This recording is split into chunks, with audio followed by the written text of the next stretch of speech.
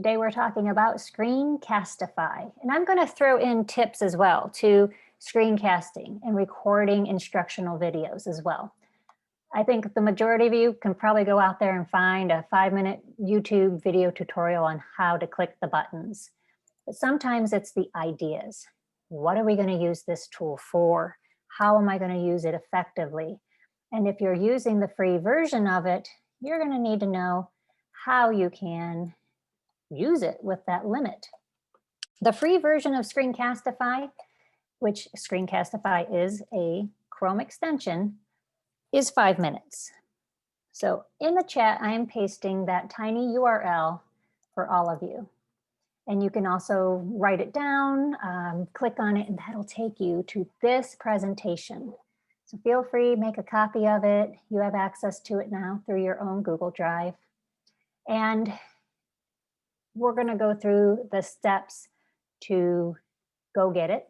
I already have the extension, so I have screenshotted all those steps.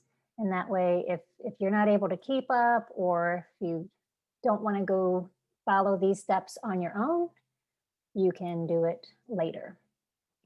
And let me get a few things, some of these tips out up front. Your audio is really the most important element when you're doing a screencast. You might think, well, what about the picture? But really, the sound of your voice is what is going to make or break the deal. Think about when you were a kid. Some of you might not know this, but back with analog television, if you had a little bit of a snowy picture and staticky picture, you're good. You could still watch your television show because you could hear the voices very well. But if the voice starts to cut out, the breakdown happens so much faster. So make sure your audio device you're recording with is of quality. Now, you know, that blue snowball there, that is a $50 microphone, but that's good for capturing everybody in the whole room. And here I have this Logitech. It is just a little headset like a telemarketer, and it has the mouthpiece on it. Some of you might have even document cameras. So then document camera, you turn your head away from your computer. You turn left, you turn right. It's really nice to have that microphone attached to you, so no matter which way you're turning, your sound doesn't cut out. It is part of you and it's consistent. And so you see me, I have nothing fancy. I have the good old earbuds that came with my phone, and those work well too. They move along with you. But sometimes when I dip my head down, my voice will change because it's in closer proximity. So audio, most important. How about your stage? What and where have you placed your computer? And so you are literally looking at what I am sitting in front of right now. Those are little monitor risers. They're just plastic. I don't think you need to go out and buy anything, but the reason for it is to bring the computer up so that I am straight across from the camera. It's not looking up my nose, under my chin. It's right straight across from me. You don't see a ceiling fan because of the angle. So you're able to talk more directly to the screen and the people who you're communicating with, or if you're just recording like we are in this session. At first, before I had gone back to my office to grab these, we had several boxes. They were Monopoly, Eric Carl's ABC's game, and Operation. And so we had a few boxes stacked up that got us to the right level, and that works as well too. But if you can, get that screen moved up. Your lighting, I wear glasses. I still am going to get a glare. So if you're ever doing Screencastify and you're going to have a little picture-in-picture and you're down in the corner, like I am here with Zoom presentation, try to get your lighting off to your sides. I know I have some backlighting, but it's pretty far away. And so I have my ceiling. I have a light here at about 10 o'clock, if you imagine the clock. And normally I have this window lighting off to my right. And so try to get your lights off to your side. I thought at first they would be really good if the light was right behind the monitor, and that was bad because it would put a direct glare on my glasses. So try your best if you wear glasses, get your lights off to your side and get your tabs all ready. You don't want your students to be waiting and you are trying to record this within a 5-minute limit. So make sure every tab is ready for you to open. So that's setting the stage. And if you would like at this point to break away from this presentation, you go ahead and click onto another tab in your browser, and you can click Chrome Web Store. You could type that in. You can type the word Screencastify. However you get there, do a Google search, and we do need to be in the Chrome browser. We have to because this is a Chrome extension. And if you're not signed in, you will need to sign into the Chrome browser so that you're able to add extensions. And so if I lost anybody right there, sound off, let me know. But extensions and signing into your browser, a little knowledge of that is kind of a good to have right now. Rebecca, I think I might have pushed that extension out to everybody, but I'll check on that. I don't remember if I did or not. Okay. Well, hey, if you already have it, even better. Well, and as Dave knows, and he informed me when I was looking for Cami the other day, I'm in a different group than the rest of you guys. So, all right. So we see one's already commenting for us, Dave. It's already on her toolbar. Okay, good. Well, anyone who did have to go through these steps, I'll just get through these slides quickly. You add it to Chrome. And even if we click it, we might have to do a little bit of a setup because it's going to be your first time. So let's see what we have to do. So click on that little icon. It's an arrow, orangish, red orangish color up there at the top right of your Chrome extensions. And you might have to go through the setup. Now I know it might be hard for somebody to come back and let me know, but if you have to still sign in with Google, let me know.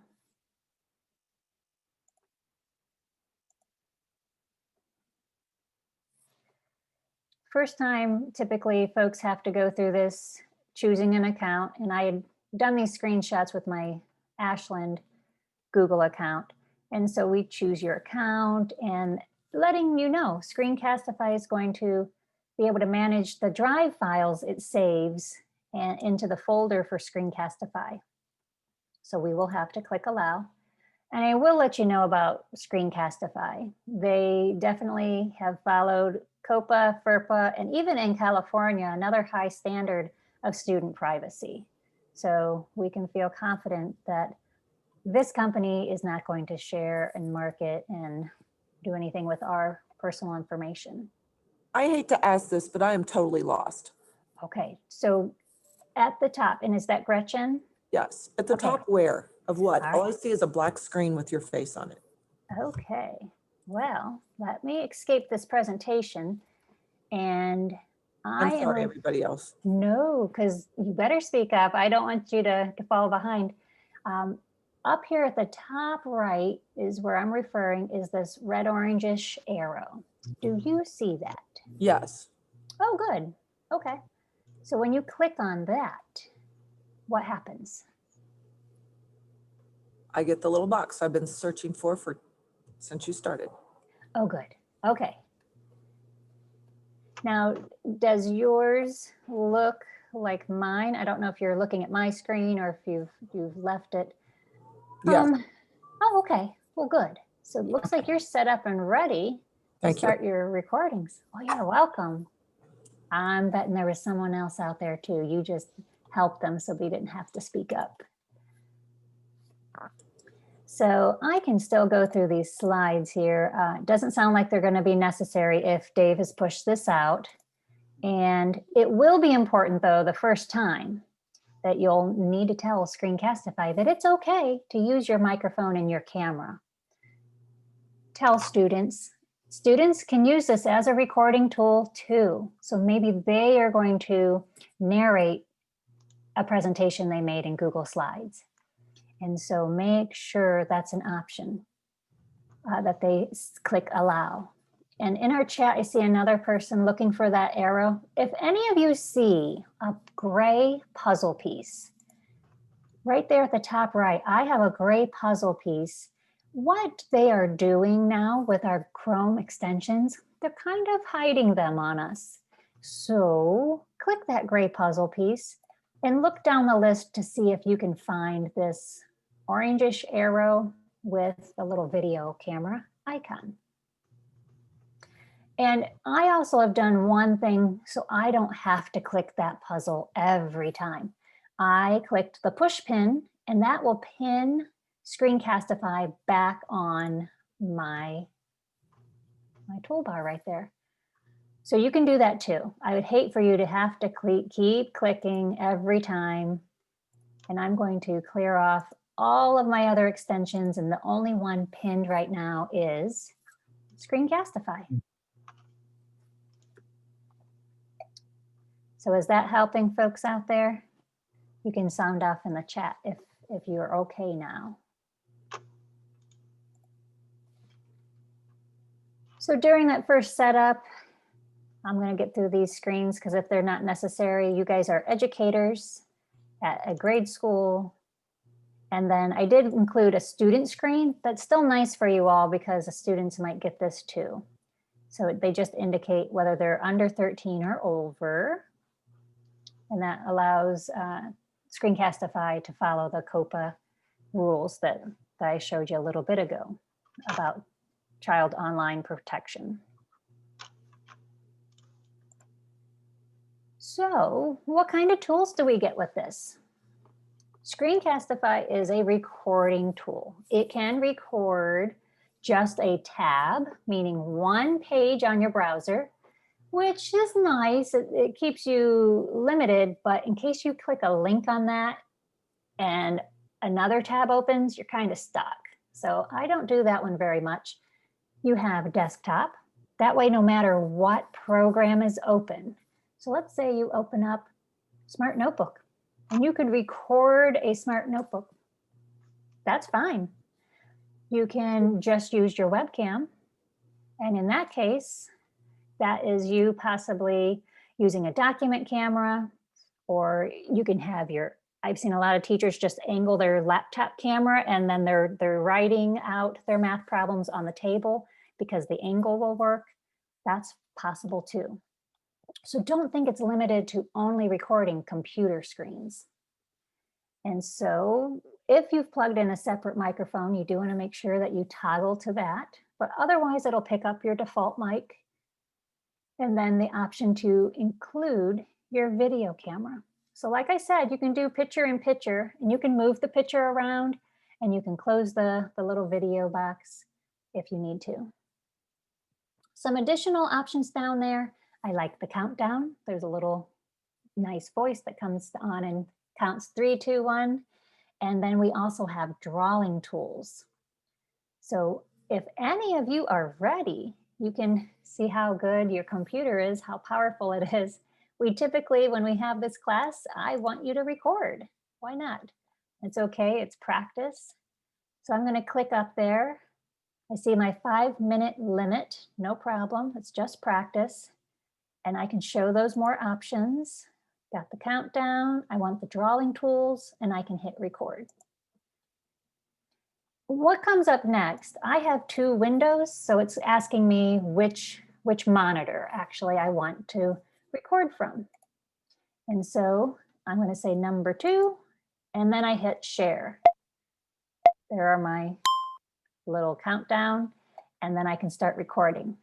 And this is where you'll save time having your tabs ready. And if you're not ready, then you're scrambling and you're looking for tabs to open up. At the top in my extensions toolbar, I see a red circle and I can click there and I can hit the the square to stop.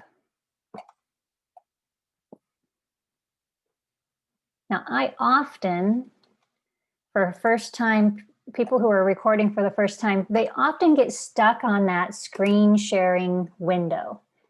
So if I did that too quickly, let me do a fresh one here on my screen. I'll just go to another window. Oh, and it didn't even ask me this time. It just went right through it. So I'm going to stop that recording.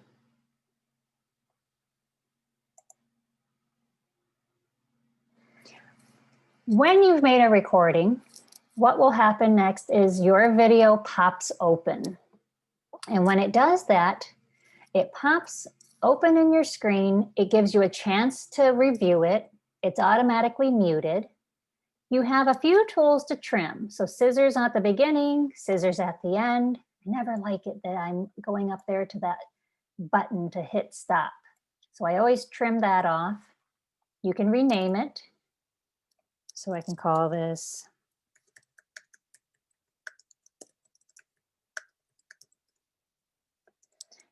and if I was to click open in editor, it would say, sorry, you need to upgrade to the premium.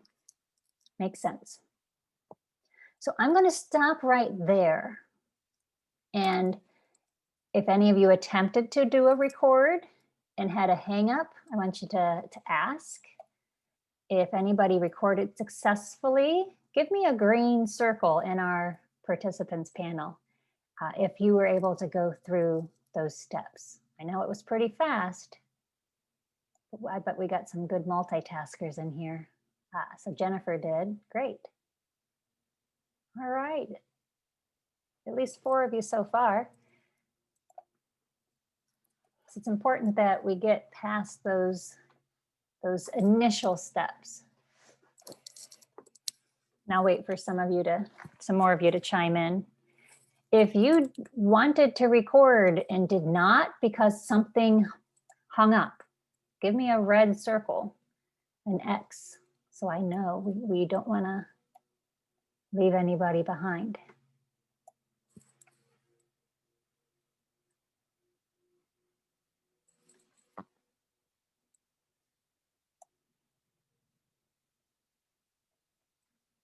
Okay, maybe some of you left me and went off to do recordings.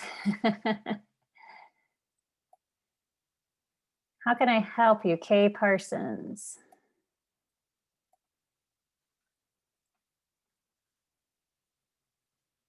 Oh boy, so good question. If somebody's webcam is already in use, you can still do a screen recording. So my webcam is in use through Zoom and I just hit record, but I did not turn on my webcam. If you guys want to test, you can still do a screen recording. Okay, so Jerica says, hey, I've used this before. Oh, good, a lot more green checks have come through. And I am not hearing 100% from everybody here, all 16 of you or 15.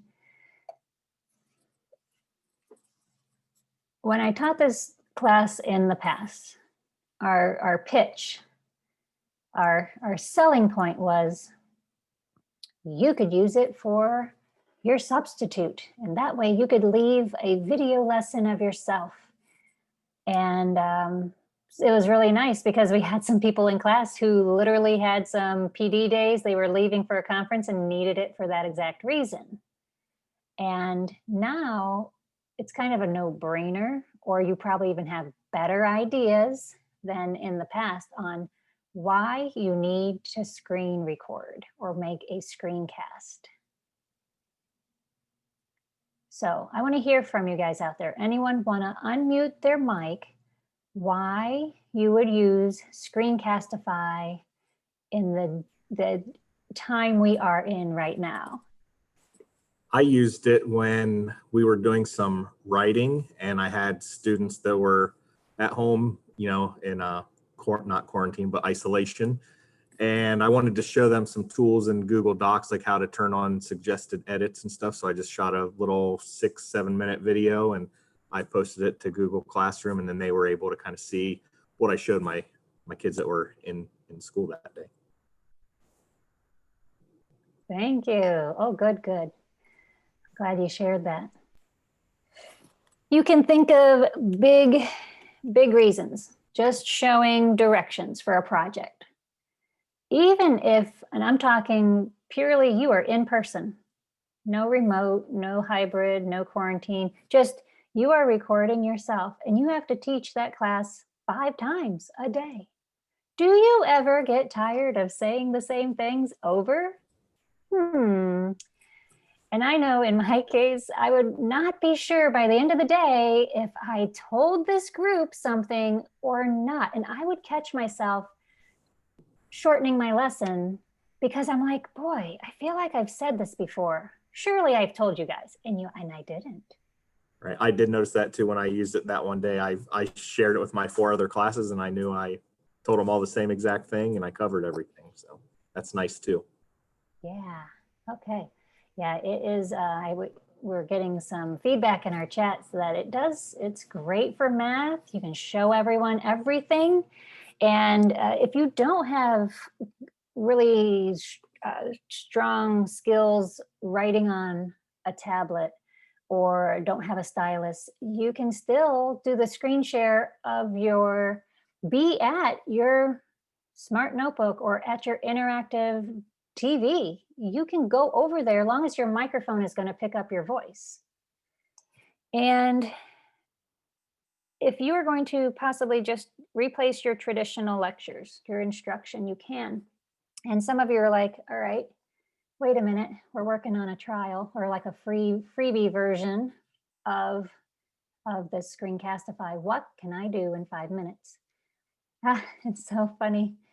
Yes, only 5 minutes is all we have. But in truth, that is it for our attention span with students when it comes to video instruction. And they really say the 6-minute mark is it. They drop off after 9. So you really can't sit down and go past that point anyhow. You will lose the engagement levels, drop significantly. So it's not worth you talking. So you might have to aggressively chunk your lesson into 5-minute parts. That's all.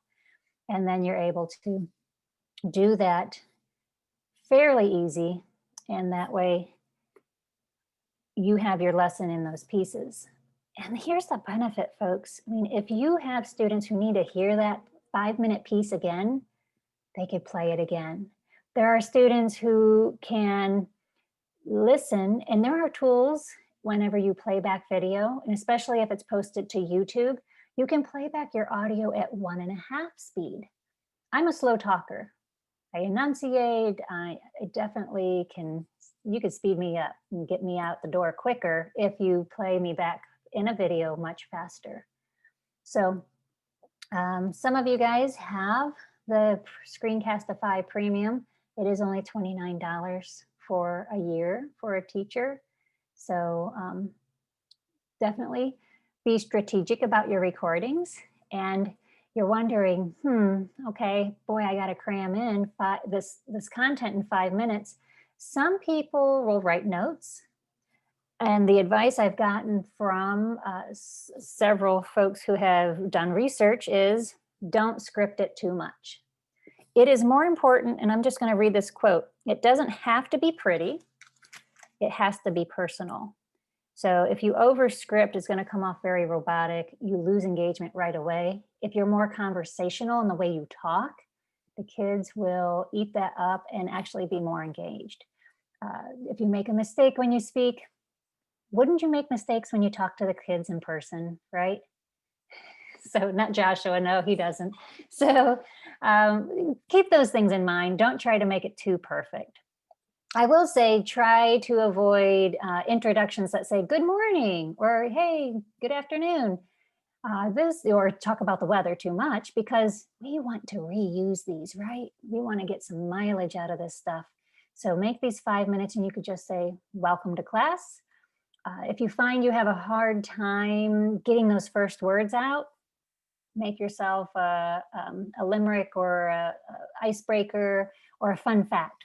So start your recording with, do you know why?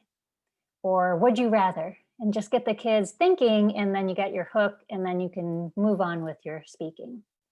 But you can do a lot in 5 minutes. So I gave you some whys, because I really think the whys are important, and then some strategies for fitting those whys into those 5 minutes. And if I am trying to also keep them engaged, which I am doing a terrible job, I have had the same image on my screen now for multiple minutes. You want to be able to keep your screen active too. So not only get your tabs ready, if those are separate websites, there are templates out there for making very clear presentations, because you aren't going to use necessarily the same amount of detail that you would for a presentation in class. It's probably going to be pared down. You're going to want to deliver your content piece by piece. So it's better that you only deliver and then use those slide animations to deliver parts at a time. Now, I'm going to go ahead here with the saving part of this. And in our chat, we already see that some folks are sounding off that these are going to save to your Google Drive. That makes it very convenient for you. And I have choices here on the right now. I could go ahead and download this. So we do have the option to export it. And we can get an audio only version.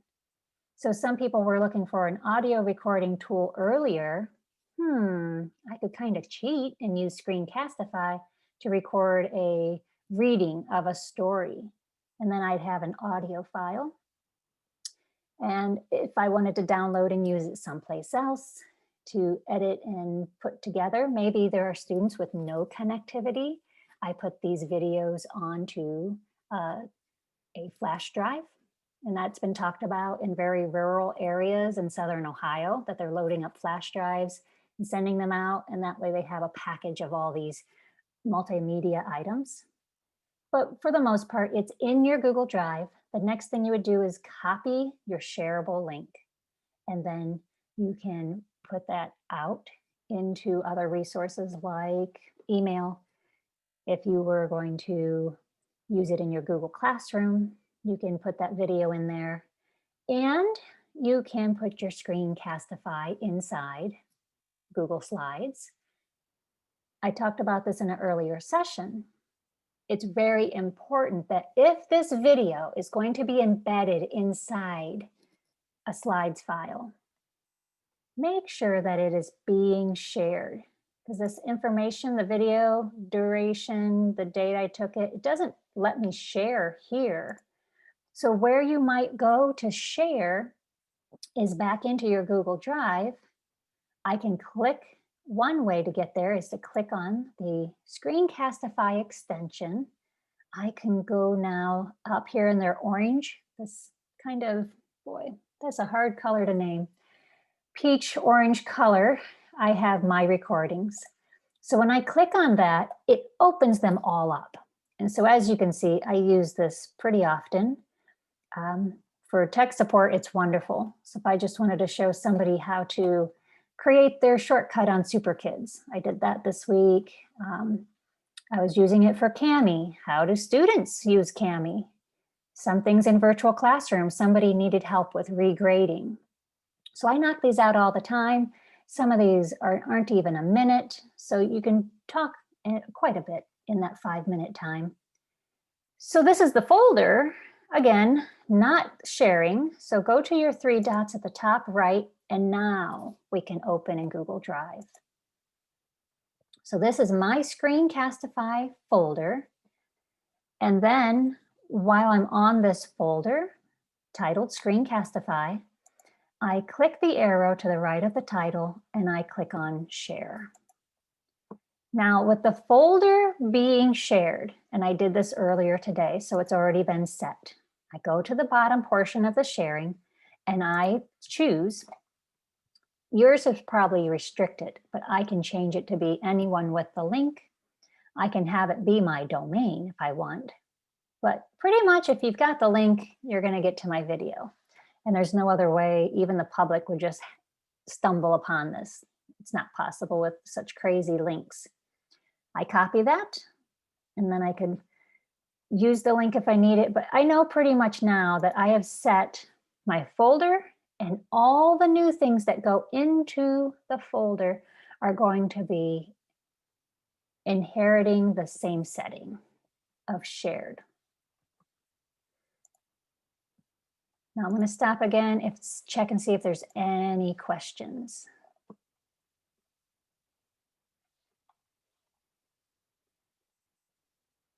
Feel free to mute or unmute your mic if you just want to speak.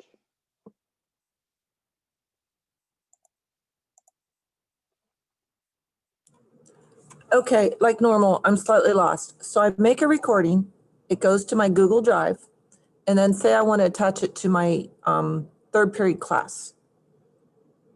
How do I do that? Okay, well, I'm going to go to Google Classroom then to show you. So I opened a new tab, going to my class. Let's do my 2 remote learning ones. We'll go to this one with video. There we go. And I go to my classwork. So if I click create, this is just material, just something for them to watch. I click on material and title it. When I click on add, I am going to point to my Google Drive. So anything I've done recently is going to show up here. Mine's going to take a moment to think.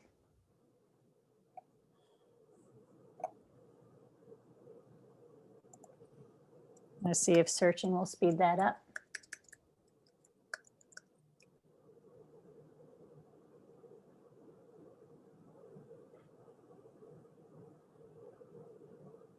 And so I know that that was a recording from yesterday. I was hoping to get the one I just made, but I'm going to grab it.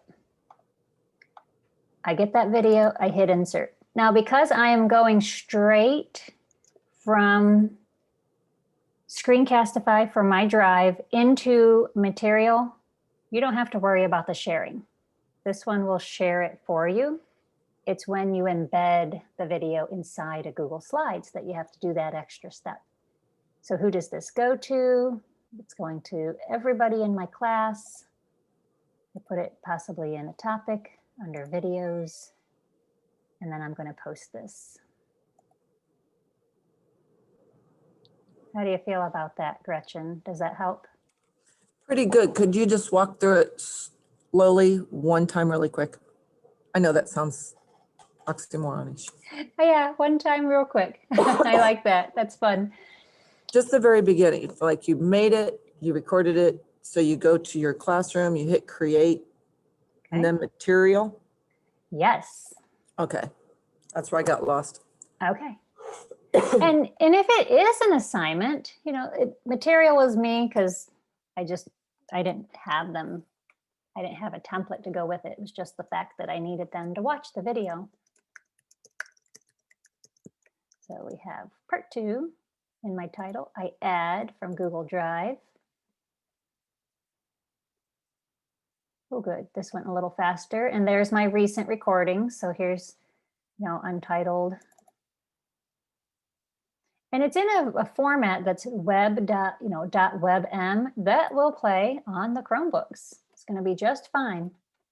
And so it's going to everybody, and I hit my topic, goes into videos and post. So students will see that video. And now when I scroll to my video, there we go, my topic, there are my 2 resources. And they can watch them. Now, if it was me, I'm going to look here at some of these other sharing options. So the majority of you can just turn off your ears. If you were happy with everything we've discussed, that's it. I didn't demonstrate the annotation tools or the shortcuts, but I do want to point out to you guys, we provided in our presentation, you can just see more about each little button, but on slide 21 and 22, we've given you common shortcuts. So it's nice to know if you are a keyboard shortcut person, how to quickly stop the recording or pause. You can pause in the middle of your recording, which is really nice. So if you want to print slide 21 and 22 or scratch down those items, and then how to use the annotation toolbar, that is included there. I also added some resources. This is where I've gotten many of my statistics for and suggestions for making instructional videos. And here's where you can get some templates on making slides that are much more presentable and keeping that visual, keeping your slides active, and then how to create. Like I said, you can just have playback this little recording, and they've made a 50 ways to Screencastify, kind of an ebook that's available for you guys. So that's pretty neat. But I'm going to close with this. If it was me, and this is what I do for the most part, if my audience is more than one person, I'm going to publish to YouTube. And I'm doing this because YouTube does have advantages. Now in your district, they may say, no, we don't want teachers having their own YouTube channels. So if that is the rule of the district, please, by all means, you follow your district rules. But when I publish my video to YouTube, I do get some advantages. And let me see if publishing this one, I do have the control over it. I can make it unlisted, doesn't have to be out there publicly. So that's important to know. You can make it completely private, but that means only you can watch it unless you singly invite people. So I'll just say unlisted, change the title. And then I am going to hit upload. Now there are more settings. You can turn off comments, turn off the ability to allow people to embed your video anywhere else. And then look at that, it's already been uploaded. What I'm after is, and it's going to process, but I'm going to go back to my own channel here. And in YouTube, and this is by all means is not a class about YouTube and having a channel, but if you do post, you have the control over, and I'm editing the one that they're processing right now. So these are the details that I would want to come back in and dial down. I want to be sure on the more options that I check a box for closed captioning. So original video is in English. Is English not at the top? There we go, English. And so what it will do, this has never been aired on television in the US, it is going to do closed captioning for my video. Not only does that put the text on the screen, second thing it will do is make a transcript. So if you have students who have different, if you do, you have students with different learning styles. So visually we catch the visual learners and orally, but what about our read-write learners? So now if I have closed captioning, I can have the text come on screen and I can have the transcript. So that's the reason why I would push and do the extra step to post it to YouTube. So that's my little pitch at the end, but you do want to make sure that your settings say that the users cannot rate this. So turn that off. We don't want kids putting comments. We don't want them rating it. So I think I missed my comments setting. And if you say, is this available made for kids? You actually are going to leave this as a no. You wouldn't think that, but that is important. So now I'm going to be able to benefit from some of those extra features in YouTube, and students then can play my video at 1.5 speed. they can skip around if I look at other videos here. And I know I'm over on time, but I'll just show you quickly here in YouTube where you get these features. Your teacher has a I'm mentioning. Here's closed captioning. Here is transcript. So I could open the transcript. And the last thing under YouTube's gear is playback speed. And now it's at normal, but I can slow it down or I can speed it up. So that's why I push for the extra publish, but you don't have to. So I'm going to end our recording there. And if anyone has questions, by all means, feel free to ask.